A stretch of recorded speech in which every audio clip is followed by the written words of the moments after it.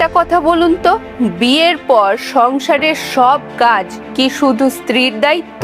অনেকে এখনো তাই মনে করেন, কিন্তু এই বিষয়টিকে সুপ্রিম কোর্ট স্পষ্ট করে দিয়েছে। ঘটনাটি হলো, একজন স্বামী আদালতে গিয়ে অভিযোগ করেন তার স্ত্রী ঘরের কাজ করে না, রান্না করে না, সংসারের কোনো দায়িত্বই নেয় না।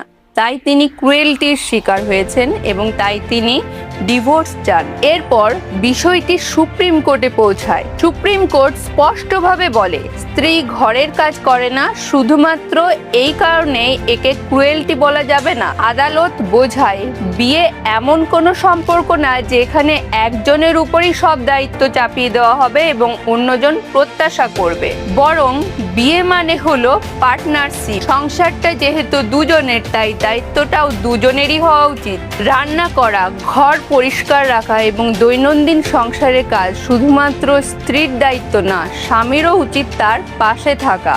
কারণ একজন স্ত্রী কোনো মেড নয়, তিনি একজন লাইফ পার্টনার।